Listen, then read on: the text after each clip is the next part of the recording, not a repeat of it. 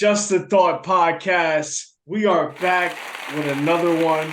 Shout out to my co-hosts, my two guest co-hosts, Andre and Tion. I hope you guys are having a good week.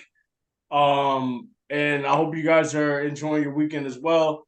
Going to next week, killing it like you guys are usually doing. Shout out to y'all. But now we're back with another one, man, and I'm actually excited to have this one on because I known him for quite a while, and just him being a basketball guru, bro, and him playing ball to when he was younger to being a coach and to doing AAU and all that stuff.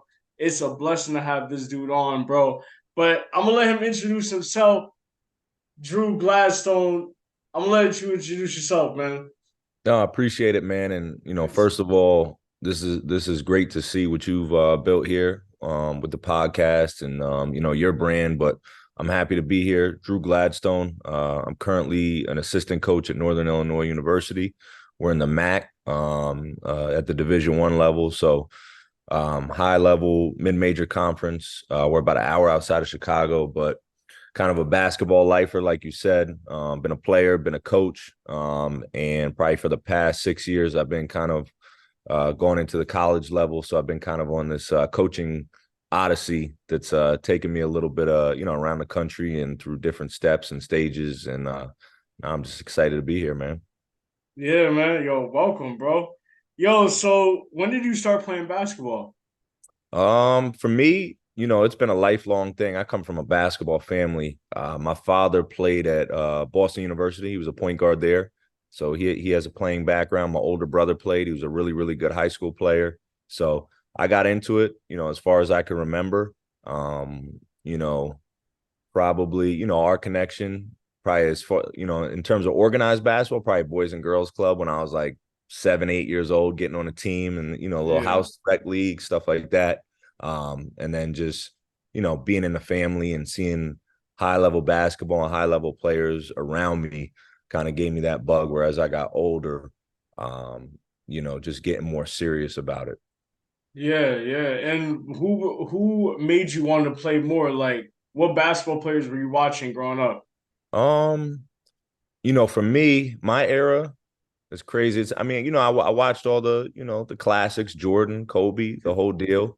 But I would say, as funny as it sounds, probably like what really got me like hooked was like that and one mixtape era, and like Rucker Park when Yeah. that kind of became like a thing. I had kind of a connection. I went to the same high school as Skip to my Lou. When I Ray went out Carlson. to New York, yeah. So I kind of knew of him at more of a personal level. And then when that all that stuff blew up with the first mixtape, that was like I really, I wanted to be out there and, kind of like the flash of it kind of really intrigued me. So I would say at that point, maybe like sixth or seventh grade, watching those guys and kind of how that took off kind of really got me going. I don't know if that's a good or a bad thing, but I remember that vividly, like that being a big thing. Yeah, that and one era, bro, from like I was it from like 98 to like Yeah. 2004, bro. Like you couldn't tell me like those shoes were, first of all, they were cheap to get, but like everybody wanted a pair. Yeah. I remember Hot Sauce, AO, Skits My Lou, All that. Professor, like it was crazy, man. So you played in high school. What made you want to play Division One? Like, when you're in that, when you get into that serious level, like that's what every kid wants. And, in today's age with social media, it's become such a more like, in your face thing. But like back then, like the guys I used to follow the rankings when I was probably in like, sixth, seventh, eighth grade, watching like, I remember, what was this? Probably like around like 2000, 2001. Guys like Darius Miles coming right out of high school, going to the league. Like I used to follow that stuff pretty closely. So, you know, watching rankings, seeing where these guys would go and seeing their path, it was like, nah, I want to play Division I basketball. Now, not a lot of guys kind of understand what that entails, but It's a um, job, bro. It's a yeah, it's a full-time job. it's a job. But like, seeing it, like I really like, you respect the grind. You love like what guys are doing to kind of get there. And then obviously the fanfare of being able to like announce where you're going and, commit and all that stuff like that really impacted me. So I would say probably early on in high school, I realized like, okay, I could pretty good. I remember probably going into my freshman year, I started to get some letters. You know, that was the big thing back in the day. They don't do it as much anymore, where college coaches will send you the mail outs. And then Yeah. starting to get that, I was like, oh, this is cool. Like, I like this. Who's your first letter? You know what? My first letter was, if I can remember correctly, it was Princeton. And Oh, I Ivy wasn't League. like I was a solid student, but I wasn't great, probably just because of maybe I don't know where I was at school at the time. Maybe they, I mean, I know how it works now. Like you just kind of you blast it out and you kind of cast a wide net. But I got a letter from them, and then after AAU tournament, I actually got a letter from Auburn. I probably didn't get to that level, but that was kind of cool to see too. So you start to get these little breadcrumbs of like, all right, this is you're doing the right thing. Things are paying off, and this is how it can be. And that I think that's the most important part for like young kids, like to see that this is possible. What you're doing works, getting that reinforcement. And that was like probably what that was for me. So that kind of intrigued me even more kind of early on in high school. So you played AAU. What was playing AAU like? What team did Uh, you play for? So I played for a couple different teams. Yeah, I was always bouncing around. Looking back, I wish I would have kind of established one kind of team and kind of grew with one team, but I was always kind of bouncing around from team to team because I wasn't, early on I was in Connecticut, wasn't a ton of basketball in Connecticut, so I would naturally just go to the city to Of play. course. So I was always kind of getting with different teams, and it wasn't as prevalent as it is now, where there was only a few teams. Now there's, a ton of teams, and guys come into Connecticut pretty regularly to get players and get them to the city or get them up north to like Boston and stuff like that. But going into my senior year, we had put this AAU team together, and we played in, they still have it now. It's bigger back then, Rumble in the Bronx, and we were kind of this, Yeah, tournament, yeah, right? exactly, up at Fordham, and we were kind of Yeah. like this pieced together team. We had some really really good players. There was a kid that was with us. He was from Canada. He was a top 25 player. Craig Austrews from Stanford. He ended up playing at UConn. Couple of other guys that are kind of just escaped me right now. But we ended up winning the whole thing, and we were kind of this like unknown team. But AAU was it was different back then. It wasn't as with social media now. It's on the it's like a thing you want to do. A lot of kids probably want to do it now just to like, get the brand recognition. You go with the sneakers sponsored team now and you get the gear, you get to walk around with the backpack, you get to go to the tournaments, this, that, and the third. Back then, Yeah. it was a little bit more scattered. It was just about the tournaments. You had some Nike teams, you had some Adidas teams, but there weren't like different circuits where you only played on. So, and it was much more exclusive. I would say back then, you probably had like two kids from your varsity team that played AAU. Now you got guys that don't even play on their high school team that play AAU just because Yeah, there's so and many it, and teams. they come from different states too, Yeah, just to come over. exactly.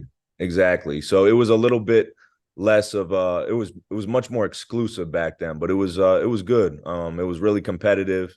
I can remember a couple tournaments I played in. Um, there's you're playing against guys that, eventually go to the league. I remember playing against Greg Oden at a tournament in Houston. Um, who else played in a tournament? That tournament, I think Durant was in when he was younger. But it was a cool experience. I mean, similar today, I think at the core of it, you're getting with different people from, different places, and you're creating that connection. You're traveling, seeing different parts of the world. So it's a good experience, I think, at its pure form. You know what I mean? Yeah. Do you think the tempo of the game in AAU was a lot different to when you played? You think it's a Uh, lot different now? it can be. I mean, there's so many different tournaments and leagues and teams. Like there's like different levels of AAU now. You can go to a local tournament and the basketball is at a certain level, and then at your highest level. 2 weeks ago, I was at the Peach Jam down in South Carolina, the Nike kind of finals. That's high level basketball, and you got teams that are running sets. They're super organized. It's not just up and down. So it all depends on kind of what level you're at, where you're going, what type of teams you're looking at, but it kind of ranges from everything. Yeah, yeah, it kind of ranges. So let me go back. Let me go back. You played at DePaul University. What was what was that first feeling? What was that feeling like when you got on the court for the first time? playing D1? Uh, Getting on a court for the first time was good. Like I don't think there's a lot of guys that go into college. I mean, I see it now as a coach. You don't really know what to expect. Not necessarily like you don't understand it, but like it's different when you get there. So for me, getting to college as a freshman was like, damn, this is hard. This is really, really hard. Whatever you did in high school is not good enough to, do now. So you got to elevate, you got to get better. And that preseason was a grind and it was hard. So the first time we had like an exhibition game and I got on the court, it like kind of like, again, you get that moment of like, positive reinforcement. You're like, okay, this is it. It's just like a Yeah, feeling, a different vibe. And it's fun. But it's a tough deal. For me, probably looking back, I probably would have went.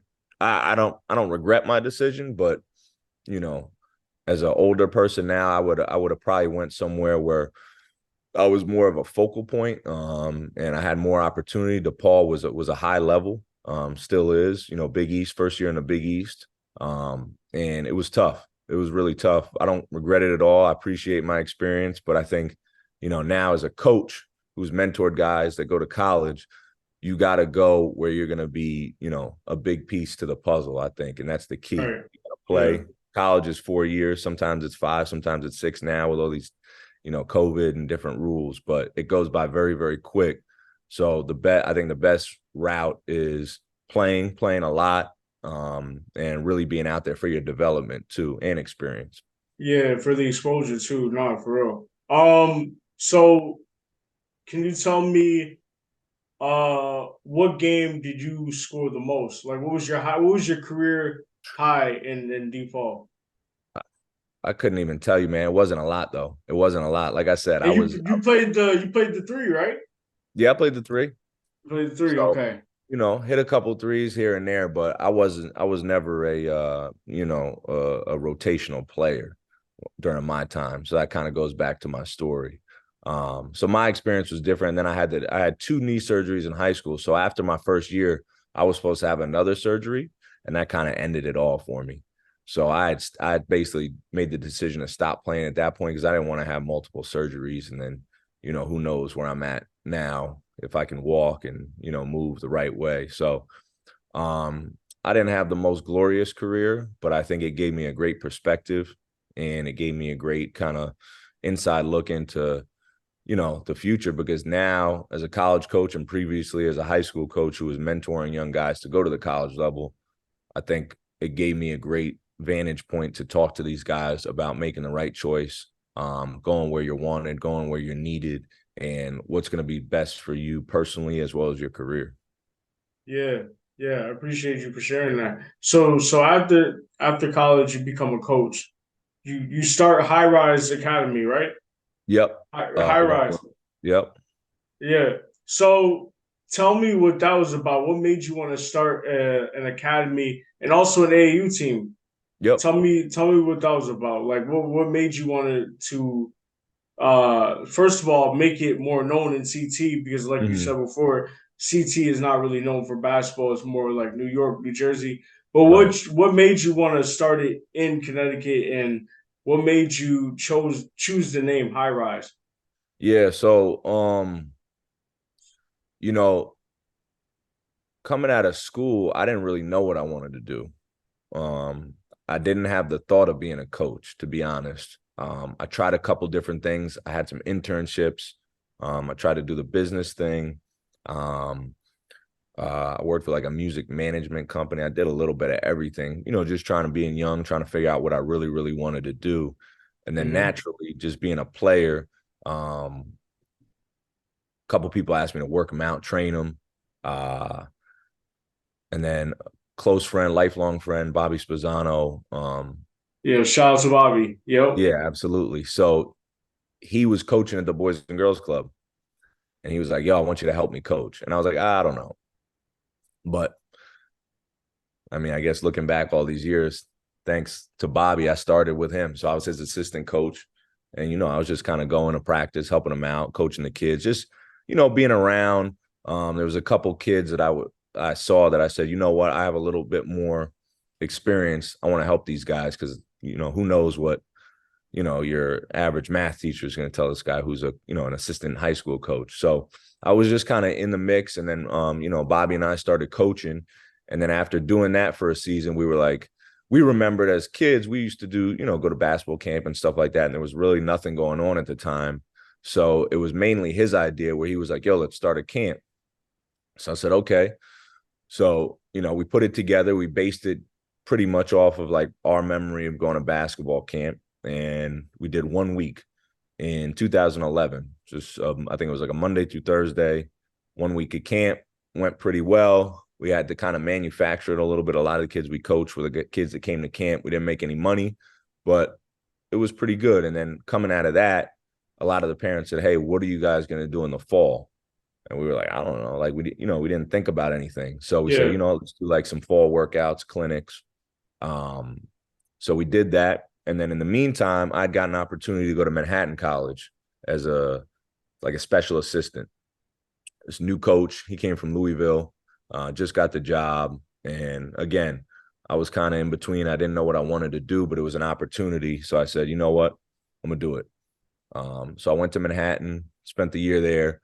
It's a really good experience. The team won 6 games before our staff got there. We won 21 games, had a really good season. And the I got D1, right? Yeah, D1, D1. in the MAC. Mm-hmm. So I got to see like the inner workings of kind of building a team, culture, coaching, X's and O's. And then that was kind of over. It was kind of a 1-year deal. And then at that point, I went back to high rise, and I kind of had this opportunity where didn't really have anything going, didn't know what I wanted to do. But I said, you know what, let's put everything into this. Let's try to make it a year-round thing. And we just started building it and building it and building it. And kind of like the first summer where parents would ask us, what are you going to do in the fall? Naturally, what are you going to do in the winter? What are you going to do in the spring? So we started adding programs. And then it got to a point where I started to really kind of like train a lot of players that were pretty good in the area. Now I was getting we were started in kind of Greenwich. Then I was getting up into like Norwalk area, Bridgeport, starting to get with these kids that would kind of start to reach out to me about training. And then I said, let me put all these kids on a team. And that's how the AAU team came about. And I wanted to do it like how it was in my era. It started to become this era of, you can play an AAU team. It's not going to be very competitive. But I was like, nah, I want to go recruit kids. I want to get the best kids, and I want to try to compete at a high level, travel a little bit, go to different tournaments. And we put a team together that ended up being pretty good. We had like 4 or 5 Division I kids on it. Really started to build it out. And that in turn kind of started to be like the promotion for high rise. Going back to your question about the name, I don't know. We were in there just kind of throwing stuff around. And it was one of the names that we kind of cooked up together. When I was in New York, I used to kind of work out at this gym, and the program in there was called Rise. It was in Queens, and I think that might have came out of that a little bit. So that was a little but that was some people that were really important to me that impacted me, from a basketball standpoint, and really pushed me. But fast forward, it just really snowballed. The AAU with some of the better players. Walter White was a kid we had that ended up playing for me at St.Luke's. He went to Boston University. Steve Enoch was from Norwalk. He went to UConn, then to Louisville. Yep. Professionally in Europe right now. Ian Gardner was from Norwalk. Bunch of kids that played with us that went on to have successful careers. Kind of kicked it off. And then younger kids seeing that, they wanted to join our programs now. So, fast forward 3-4 years later, we're a year-round business. We had a gym in Stanford that, they still have now. And we're doing programs year-round between travel teams, AAU teams, multiple weeks of summer camp, training year-round, the whole deal. So it kind of really exploded. It was the right time. We had a lot of good people with us. Nate Jean-Baptiste joined us. He was from New York, and he kind of became our guy that was kind of running everything in the gyms, and he was really, really important for us. And he's still running it along with Bobby today. So it turned into this thing. And then at the end of that, I got the opportunity to coach at St. Luke's, and that's how I kind of got into the high school stuff. Yeah, man. First and foremost, shout out to High Rise, man. That's what's up. So tell me, what is the difference between coaching AAU to coaching high school? I mean, number one, it's what you make it. It doesn't have to be a huge difference, but I would say, at a very basic level, your time constraints. In high school, you got X amount of months that you can build a team, create a structure. You got preseason, you got postseason within the rules or wherever, whatever state you're in. AAU, you start pretty much as soon as the high school season ends, so maybe mid-March, and then you got a tournament in 2 weeks. So you can't overdo it by trying to put a whole system in. You got to kind of coach at a very basic level. Part of that is getting good talent. And then part of that is you being a good coach and understanding, like, all right, I can't spend, 3 weeks just doing plays. I got to get these guys on the same page. I got to get them playing together. I could put in some structure to kind of get things organized, but I have to, utilize my time well. And then I'm going to have to coach on the fly in games a lot rather than just, spend a whole week practicing for one game. And then obviously your games are just back to back to back. You go to a weekend tournament, you might play 6 games. So there's no Yeah, that's practice and crazy. stuff like That's that. So I would say that's the main thing. And then you obviously you're coaching kids that are from, different places, different backgrounds, never played together before and don't have that prep time to get on the same page. yeah. It's a crazy system because like you said before, there's people from different parts of the states. They come and combine and play for the summer. Like you're not playing with these people on the regular, so it's a lot. It's kind of a difference between high school where you're playing together with the same people all the time. Exactly. Um. Okay, so you first start out at Manhattan College. What was that experience like? Your first time coaching on a Division I team. It What was that was experience? it was good. It was tough, man. I didn't know what to expect. Like I said, it was kind of a last minute thing where he said, "Why don't you just, come?" He was trying the head coach who I knew was trying to help me get a job in the NBA, like a video job, something like that. And that was when the lockout was, 2000 maybe 11, 12 season. 2011. Yeah, I think Yeah. so. So in the meantime, he was like, "Why don't you help us out? Why don't you come to practice, come hang out a little bit?"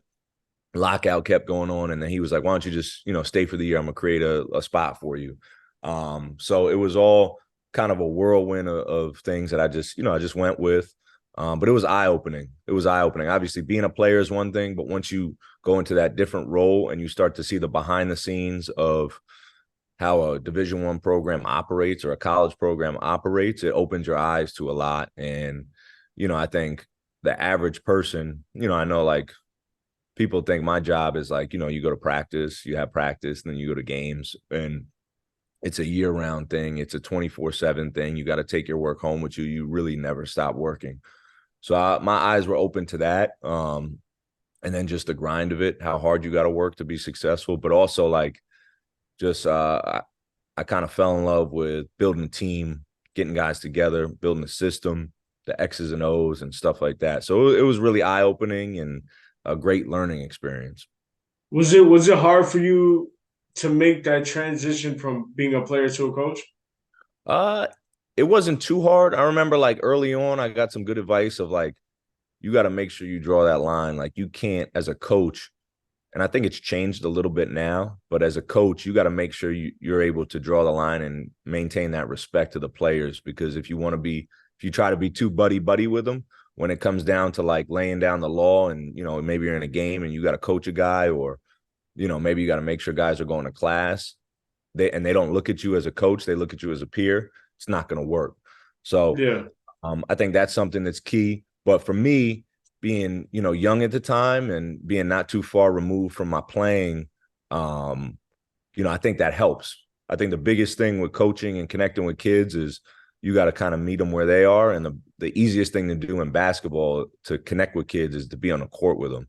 If kids know you can get them better and they see you out there sweating with them and you're not just standing on the sideline saying do this, that, and the third, like that's the quickest way to connect with kids. And with my like player development background, which is what I was doing before that, that gave me a instant connection to these kids to be able to, connect with them and have them buy into who I was and what I could do for them. So that helped a lot. I think if you're not a player, it's possible. There's a lot of, coaches right now that didn't play that are able to be successful. But if you are a player, you have that in your back pocket to, get that direct line of connection to these guys. Mhm. So after Manhattan College, where do you go from there? You go to Indiana, correct? No, so after Manhattan, I had about 2 years where everything I did was high rise. Okay. So that's where we kind of built it up and got it going. And then after 2 years of doing that, I got an opportunity to be the head coach at St. Luke's St. school, Louis. private school, Yeah. Mm-hmm. which is something I initially didn't want to do. I wasn't sure. Still, I liked the development piece. I didn't know if I wanted to coach, but I liked training. And then it was kind of an opportunity. Somebody asked me once, I said no. Somebody asked me a second time, I said, all right, I'll give it a shot. And honestly, Bobby, shout out to Bobby. He was like, yo, you should do this. So I took a shot at that. And that was a 3-year stint at St. Luke's, which was crazy. I mean, a lot of it was trial and error, but I think I modeled it after watching some of these higher level prep schools and my experience at the college level. And I tried to bring that there where it was a kind of a year-round thing as much as we could with training, getting guys better. I really tried to promote the guys with social media, which was kind of new, using Instagram, using Yeah. Twitter. Now it's a must. Yeah. So before it was like, and I think those guys liked it. We would film our workouts, put it out, great job today. And it was kind of different. There were a lot of older coaches that weren't in tune with it. And then when our guys would go to camps or get recruited, we would put that stuff out there. So little things like that. But at the end of the day, we were able to get some really good players. My first year was a learning experience. We did pretty good. And then the last 2 years, we lost 2 games. So we kind of got on a roll. We won back-to-back New England championships. We were undefeated in our league 2 years in a row. We didn't lose a game. And at the end of that, some of our older guys graduated. And that's when I got the opportunity to go to Indiana. Okay. So now you're at Indiana. What was one of the first things that you realized? What was one of the first things that you realized that was different from when you were coaching at Manhattan, the Um, other D1 school?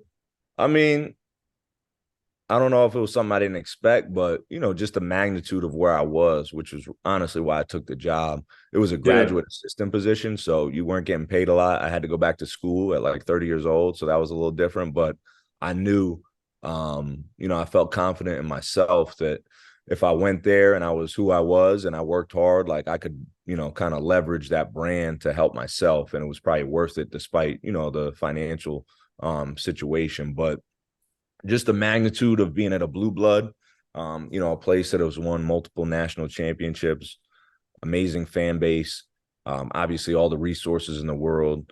It really didn't compare to Manhattan in that aspect. So it was just eye-opening how much spotlight was on the program where, me, I was kind of a low man on the totem pole, but people would know who I was. You know what I mean?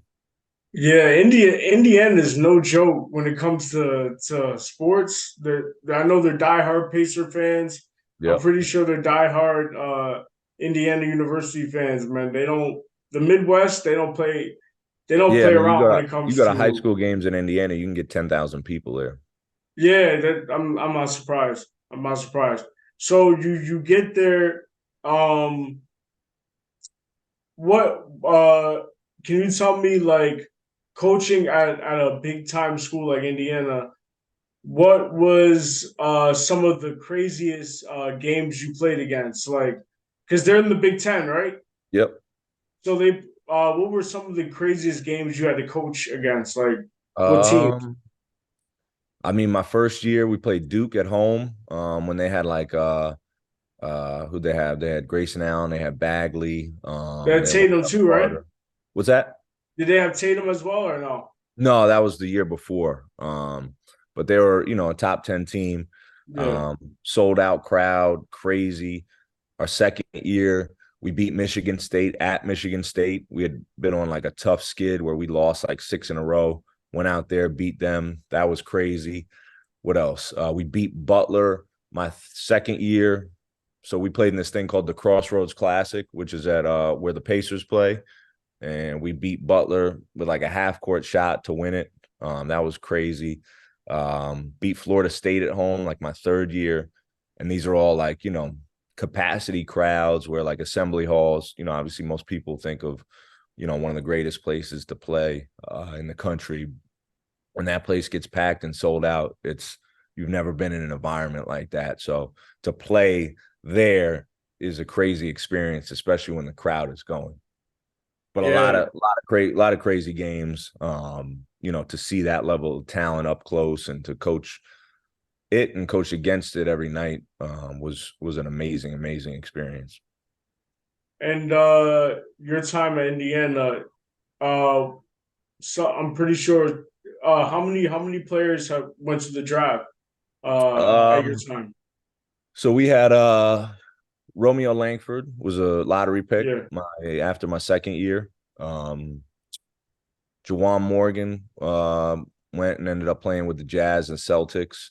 And then we might have had one or two other guys that went late. Like this year, a kid we coached, he's with the new staff. He got drafted, the last pick of the draft, Trace Jackson Davis. So we had like 3 to 5 guys that ended up getting drafted going to the league.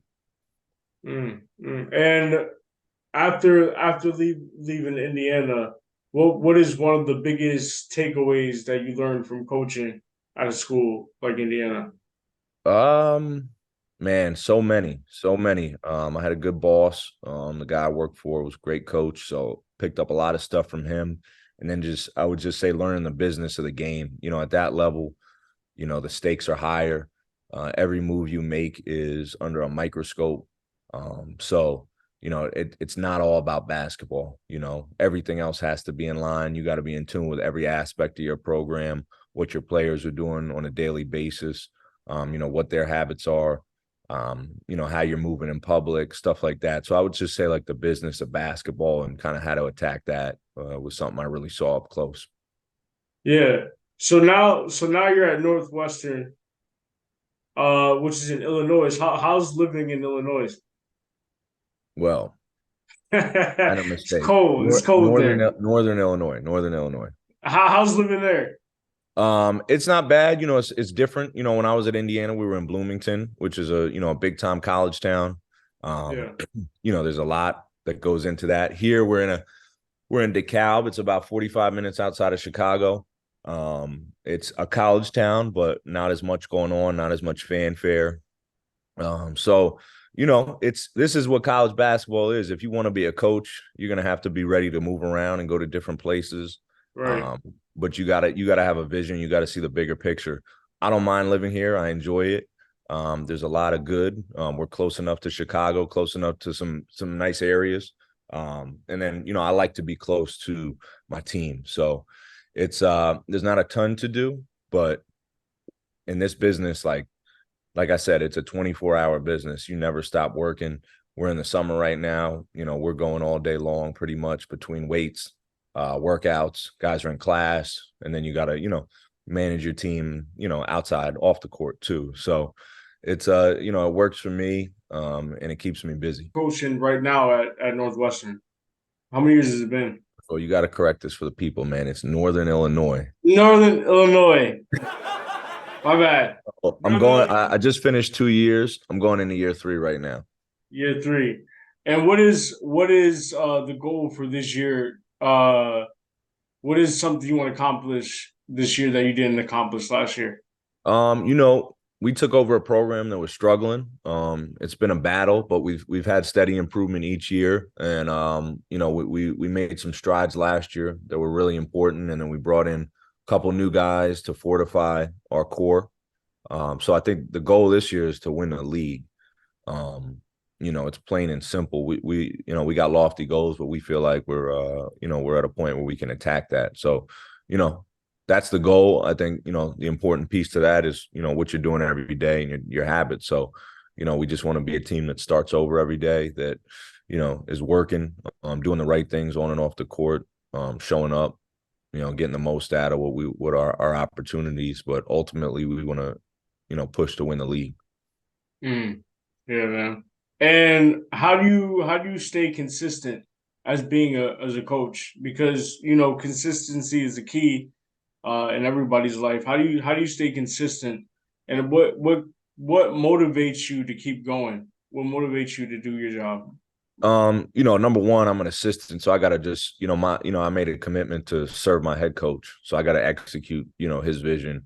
So it's really my job, but I would say discipline. It's who I am. I'm about consistency, I'm about discipline, and I think discipline is always gonna trump your motivations. So you just got to be somebody who's ready to start over every day. I think in year three, we all, you learn the system, you learn your peers, you learn your boss better.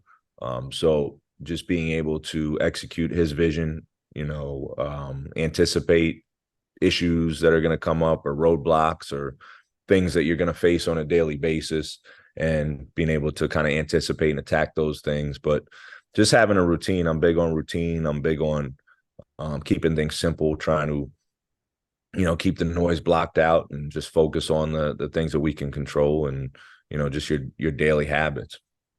Mm. And what is one piece of advice that you tell your players? Um, I would say that, it's all about preparation. You're not gonna, not what I really believe in is like, a lot of these guys, especially at this level, everybody wants to be a pro. Everybody wants to play in the NBA, play professionally overseas. And Of what I'll course. tell those guys is, you're not going to be that. You can never wait for that opportunity to be that.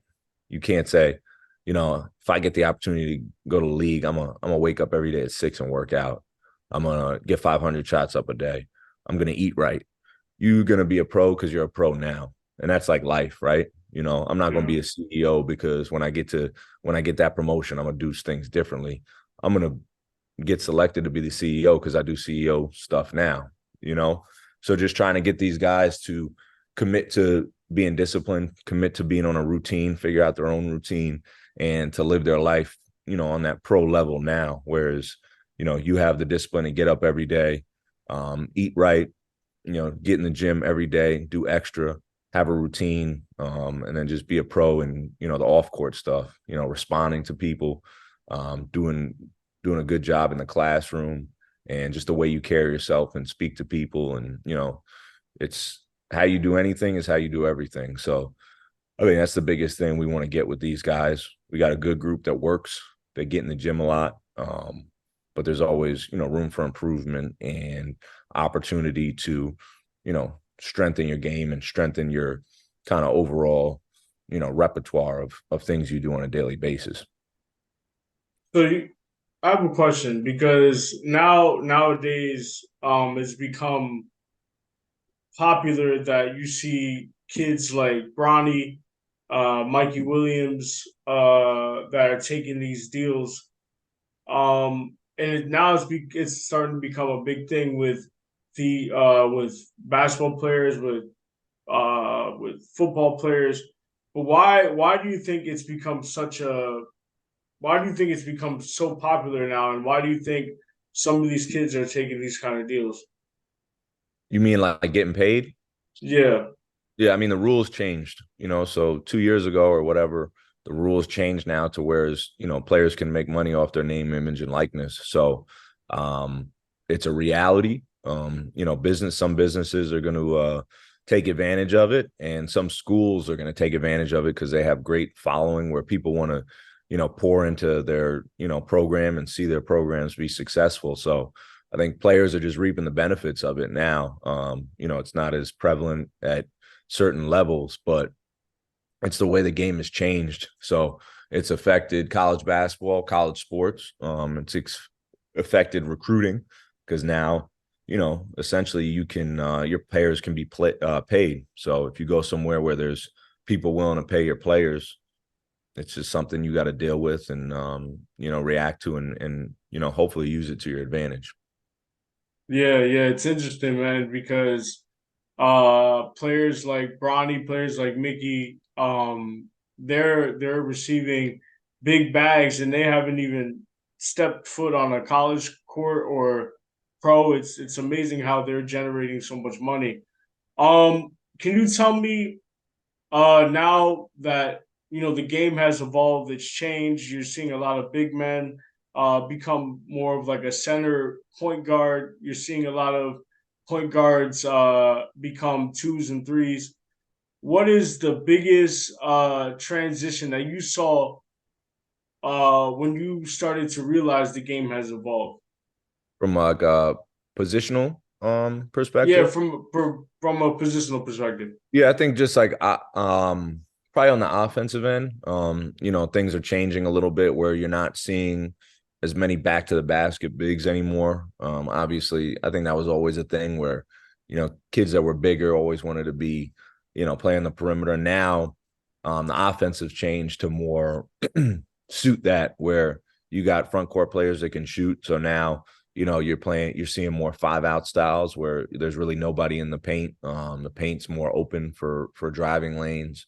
And now, bigger players have to adjust. They not only they don't have to, but they want to be more skilled, but you also have to be able to guard on the perimeter now if you're going to be able to, if there's guys that can't operate like that. So I think it's changed offensively a little bit to where there's more 5-out spread offenses, if you will.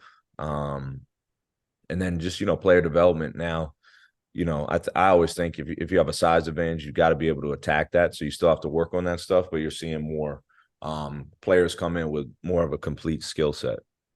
Yeah. It's crazy, bro. It's crazy that uh because and Steph Curry has definitely changed the game. LeBron, of course, but like seeing a lot of people uh hit threes or go behind, even like pull up even further, like they're adding that to their arsenal, and like that wasn't happening 15, 20 years ago.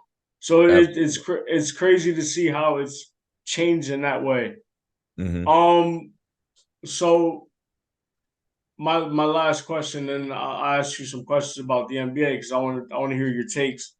Um, what what message would you say to somebody that is trying to go Division 1? What recommendation would you give him? What advice would you give him to continue to work on his game to get to the Division 1 level? I would say you need to develop one thing that you do really, really great, really well. I think kids get lost in trying to do everything really well, and they end up doing everything okay because you can only focus on one thing or multiple things so much. So if shooting is your strong suit, be an amazing shooter.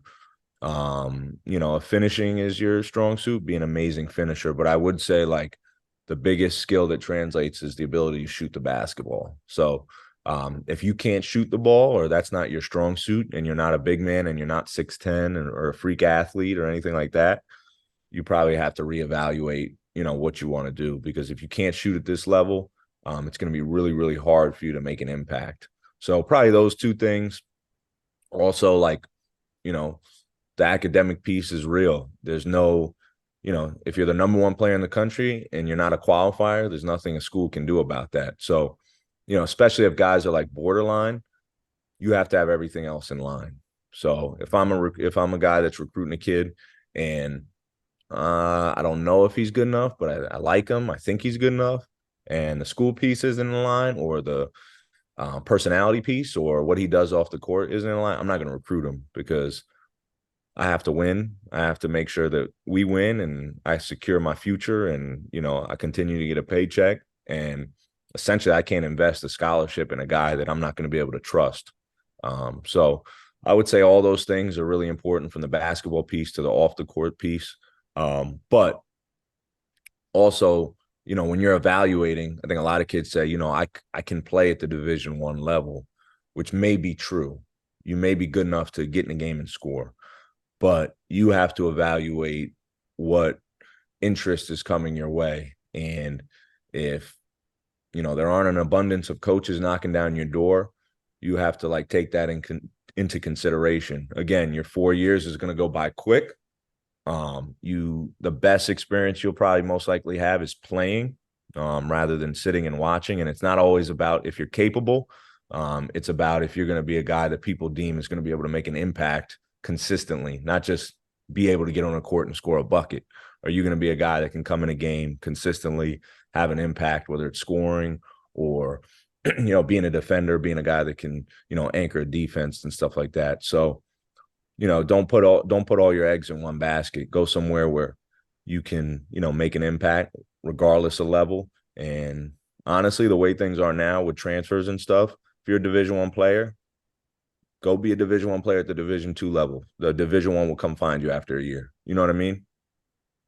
Yeah. Let me ask you this, because the game kids are just getting bigger and bigger. Is it? Do you think it's impossible? It's nearly impossible for somebody under 6 feet to make it now. To what level? Like Division I? To let's say to the NBA. I don't think it's impossible. I think you have to be exceptional at something. If you're under 6 feet, you better be able to shoot that ball at a high clip, and you better be a rabid defender. I think if you do those two things and you have a mind for the game, I think it's possible. Right now, our leading scorer is probably 5'8", but he shoots the ball at nearly 40% from three. He can really, really shoot the ball, and he's got 2 more years left in college. So the reason he's like that is because he works harder than anybody I know. He works out 3 times a day outside of what we do on practice. Like, he's obsessed with the game and, he's efficient. So it's possible. It's obviously hard. You have your challenges, but be exceptional at something. Yeah, 5'8". Ooh, that's crazy. Shout out to him, man. That's crazy. Absolutely. Shout out. All right. So moving forward with the NBA. I have a couple questions to ask you because I need your opinion. Like I said, you're a basketball guru. I would like to understand. What is your prediction on Victor? Um, I'm pretty high on him. I think he's going to have a learning curve just with his size, and obviously he's big, but now you have to deal with maybe some slightly smaller guys that are probably going to be more physical, where it's going to be tough for him to do things. But I do think he's skilled enough to where he's going to be able to probably give other guys more problems than he's going to face, with his size. So I think he's got a great chance to get that Rookie of the Year. Struggled, I think, his first game, and then he had a really good game. So I think as he learns the system, he'll be good. But the guy's been playing professionally in Europe for a couple years now. So I don't know how much of an adjustment he's going to have to make, because he's, it's not like he's coming out of high school or coming into college into a different type of game. NBA is obviously different, but with the space on the court for him to operate, it could be to his benefit. Yeah, I'm excited. I'm excited to see what he could do. I'm a little worried about his health situation, but of course everybody is. He's tall. You want him to be healthy, but I got him going. If things go according to plan, I got him as my Rookie of the Year. Yeah, we'll see. It could definitely be possible, but yeah, I mean, hopefully the guy can survive a 80-game season. And give me your top 10 current NBA players. I'm gonna preface it with this. Like, I'm honestly more of a college guy, but so I'm not the guy to get into debates with over like Kobe and Yeah, no. I'm talking about currently. No, currently. I know. But I would say currently, Joker's got to be up there. Steph, obviously. Luka, Dame. I mean, kind of your usual suspects. I mean, these guys are consistent impact guys, but like the Joker, I think he's just like, he's different. You know what I mean? Like, he's obviously, everybody looks at him, he doesn't look the part, but like his skill and his IQ and his ability to impact the game and cause problems for the other team is crazy. So I think he's earned every accolade he's gotten. But then you still got, Steph is ridiculous, probably, one of the greatest players of all time, Hands down. Those are a couple of my top guys. Okay. And give me your, I'm not gonna say top 5 of all time because everybody does that question. Give me your top 5 role players of all time. Okay. I would say So we'll start with two guys that are close to each other, different eras. Steve Kerr won Steve Kerr. multiple Why? Why Steve championships. Kerr? I mean, guy played his role and won multiple NBA championships. He was a Okay. shooter. He shot, same team. I would say, you can argue, Draymond's probably got to be, somewhere up there. If I give you Draymond goes to a Draymond. different team, he's not who he is, though. You Nah, know, he that I works agree with with you it, on that. you know. If we go back to like Steve Kerr era, maybe like Derek Fisher. Fisher could be a All Fisher could be guys, an all argument. guys with rings. You know what I mean? That weren't, focal points that played a role. Iguodala, he had those couple games here and there where he, really Finals stepped up. MVP. Yeah, but like overall was a piece to the puzzle, played his role really well. Um, and I would say from a historical standpoint, probably Robert Ory. I think he won like multiple championships with like three different 7. teams. Yeah, yeah, yeah, Yeah. yeah, yeah. So just off the top, those are a couple guys I would say that were, really own their role. All right, and give me 5 players that did not 5 of the best players that never won a ring. Okay. Let's start with the home team. Pat Ewing. Okay. AI. AI. Um, Melo. Melo. I forgot about Melo too. Yeah. Um, Charles Barkley. Barkley. I was waiting for that one. Barkley was a dog, bro. Yeah, so I mean, those guys are obviously some of the all-time greats, but couldn't get it done.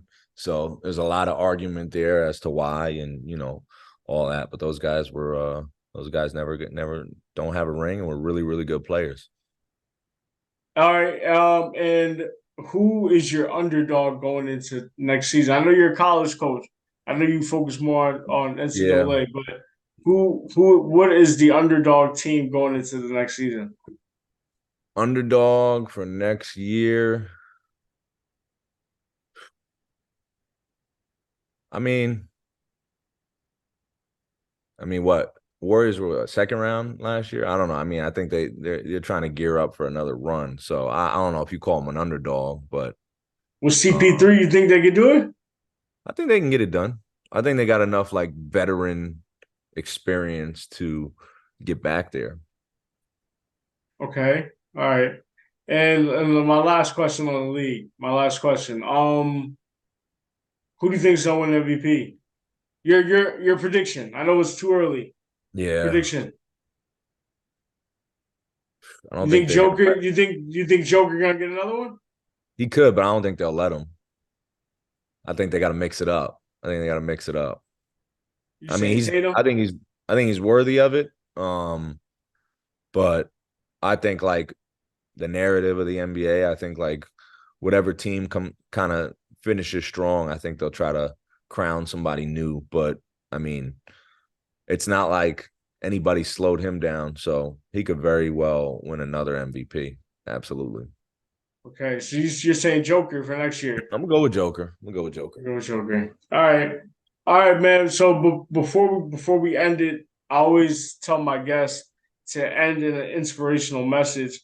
Since you're a coach, man, and you connect well with your players and kids that you've coached, what is one inspirational message to somebody that is trying to be consistent, trying to take it to the next level, whether it is in basketball, football, or not even doesn't have to be a sport.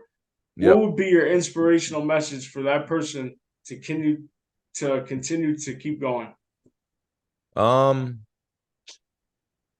I would just say like one I like is I talked about preparation, and I think it goes something like tomorrow belongs to those who prepare for it today. So, try not to be reactive. Try to be someone who has a vision of what they want.